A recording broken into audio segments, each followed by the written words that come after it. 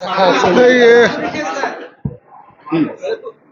आज 16वें वित्त आयोग की बैठक थी यहाँ, और इस संदर्भ में हमने भारतीय जनता पार्टी की ओर से पक्ष रखा। हमारे साथ श्री सुधीर श्रीवास्तव जी थे।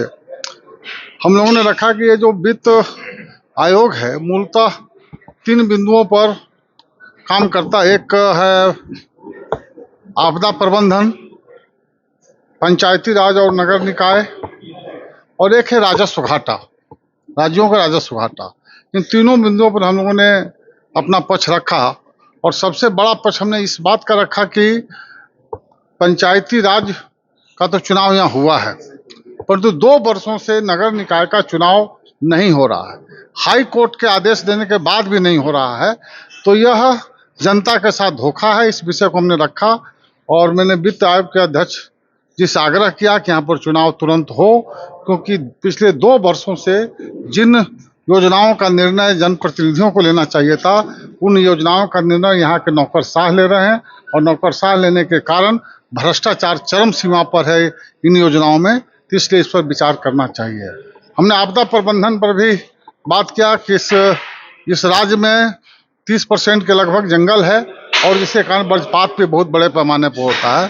राज्य में 3.5 लाख से अधिक वज्रपात की घटनाएं होती हैं, जिसमें से 350 से 400 लोगों की मृत्यु हो जाती है। इस पर भी विचार करना चाहिए। राज्य सरकार इसके लिए 4 लाख रुपया का राशि रखी है। उस 4 लाख रुपये की राशि को भी हम मुआवजा के तौर पर बढ़ाने का मांग हम लोगों ने किया है। इस प्रकार अनेक बिंदुओं पर हमने बात रखा। हमने ये भी मतदाता सूची जो बनती है तो उसको आधार कार्ड से लिंक किया जाए, क्योंकि जो वित्त आयोग जब पैसा भेजता है तो वह राशि गरीबों के बीच में जानी चाहिए। तो इस गरीबों के बीच में वो राशि न जाके कई इस प्रकार के जो घुसपैठिए आए हुए हैं वो गरीबों का हक मार रहे हैं।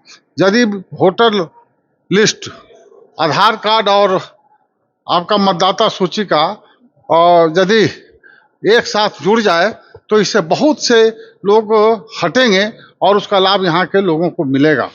फिर हमने इस विषय को भी रखा कि पिछले 25 वर्षों में भारत सरकार ने राज्य सरकार को कितना राशि भेजा, खास करके इन 6 वर्षों के अंदर कितना भेजा, उसमें से राशि कितना खर्च हुई और खर्च होने के बाद राशि कितना बचा हुआ है। और उसमें एक बात मैंने और जोड़ा कि उस राशि का डाइवर्सन कितना है। यदि केंद्र सरकार जिन योजनाओं के लिए राशि भेजती है उस योजना के तहत वो खर्च हो रहा है, उस राशि को दूसरे तरफ लोक लुभावन योजनाओं की तरफ उसको डाइवर्ट किया जा रहा है, जिसके कारण यहाँ का विकास बाधित हो रहा है।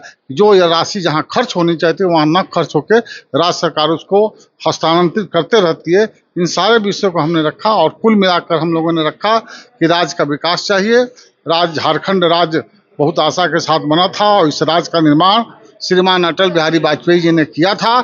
इस राज्य को संवारने की आवश्यकता है, और आज की वर्तमान सरकार इस राज्य को संवारने के बजाय ये भ्रष्टाचार का अड्डा बना हुआ है। ये सरकार जो है जनता के भावनाओं के अनुकूल काम नहीं कर रही है, योजनाओं के साथ खिलवाड़ कर रही है।